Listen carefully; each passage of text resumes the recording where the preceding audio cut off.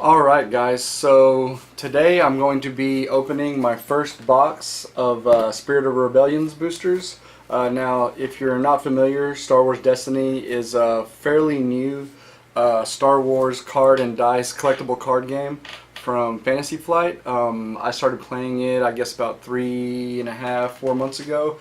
And I got into it a little bit late, and so there have been some supply issues, so I kind of had to piecemeal a deck together, buying singles online on eBay, trading for some of the cards that I needed, and buying booster packs online for like 3 times what they go for at retail stores. So with that being said, I am super excited that I finally got a full box. I paid retail for it. So that comes out to about $3 a pack. So yeah, I'm excited to tear into this and see what we got. Hopefully got some good cards, and as luck would have it, today was actually the last day of the World Championship, and I believe Vader Raider won. It took the whole thing. So I'm surprised. I was kind of glad to see that Rey, a Rey deck didn't make it to the final match, just because her action cheating, I think, is a little broken. I know there's like half the community thinks that the action cheating is getting out of hand, and the other half think that it's fine. I happen to kind of go towards the side that thinks that they need to tone down the action cheating, especially with Rey. I don't mind ambush so much, because with ambush cards you have to play the card, and then your next action really can't be to resolve dice that weren't already out there. So your opponent would have had a chance to manipulate your dice in some form or fashion. It's whenever Rey has the 2 or 3 actions that you can play the card, activate, and then resolve, and your opponent has absolutely no recourse for that. That's when it starts to get a little bit frustrating, and kind of stops feeling like that back and forth kind of you go, I go turn-based game that I really enjoyed when I first started playing this. Yeah, but with that being said, let's tear into this and see what we got. Wow, 36 booster packs is quite a bit. I mean, that thing is really filled to the top, so that's pretty cool. Alright, well, without further ado, let's go ahead and tear in here.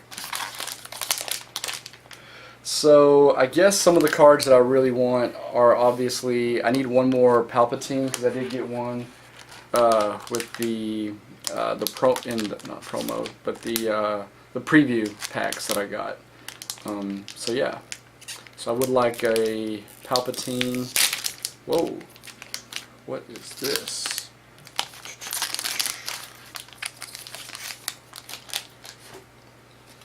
All right. Oh wow! First one out of the gate, we got Obi-Wan Kenobi, who is a legendary. So that's really cool. Awesome, awesome. Yeah, so like I was saying, let's see, Imperial War Machine, resolve one of your red dice showing a resource cost for free. Okay, not a bad card. Then we got, some commons, got Jedha, Meditate, Exhausted support, and remove one of your dice showing a blank to turn one of your dice to a side not showing damage. Could be bad. Could be alright. Play 1 if you have dice showing melee. Deal 2 unblockable damage. Okay, that's not too bad of a card there. Alright. But yeah, so like I said, other than Palpatine, I kind of want TIE pilots, maybe Force speed, gotta have force speed, gotta have vibro knuckles or knucklers or whatever they are. Yeah, so hopefully, but I mean, that's a great first card to pull, so I'm happy with Obi-Wan. And I may not do the whole box right now, I kind of want to save some of it. 36 packs is a lot to go through.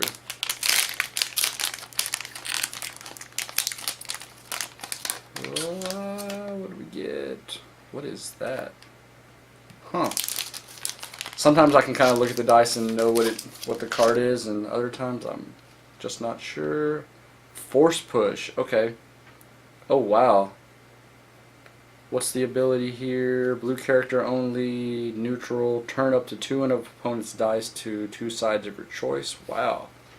That's a really strong card, and it's got the 2 double melee, so that's range damage. So that's a really good card. And let's see what we got here. Never tell me the odds. Choose one of your yellow characters. Turn any number of its character and upgrade dice to sides of your. That. I don't know. Like, I got it. Maybe in an all yellow deck that might be okay, but for 3 cost, I don't. I just don't think that should be 3. 2 maybe, but that's really expensive. Bolt hole event. Remove one of your yellow character dice to give that character 2 shields. Might be a good card. Cargo hold. Move an upgrade from a character to another character controlled by the same player. Yeah, so that's actually a really good battlefield that people have been talking about. And Ewok Village. Remove all shields from a character. So we got a lot of battlefields so far.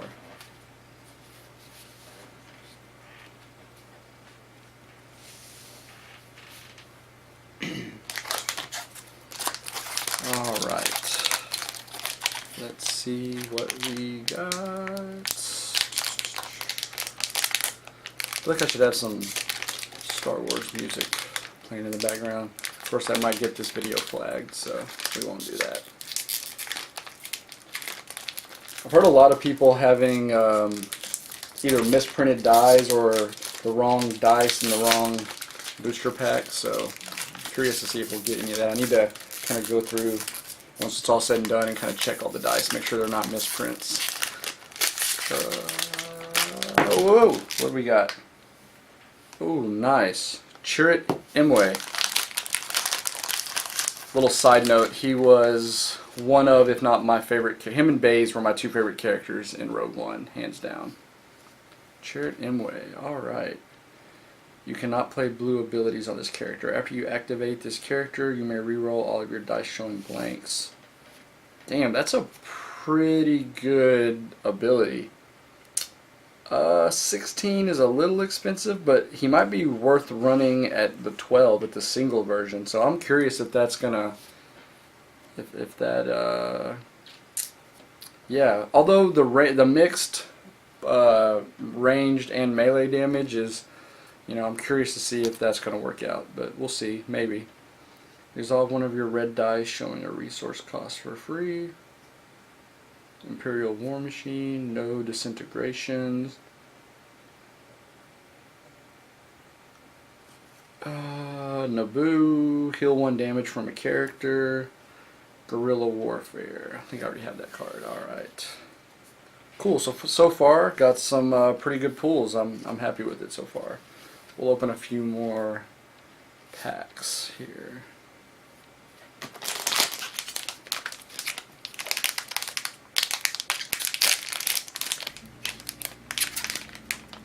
Oh, very cool. We got a Krennic. So there's our second legendary. So I guess the legendaries, at least in this box, seem to be all at the top. Or maybe they're sprinkled through. We'll just have to see. Very nice. And I think I actually, yep, I have another Krennic, so I can now run E-Krennic. So that is very cool. It's always good to be able to, you know, to have 2 dice so you can run the elite version if you need to.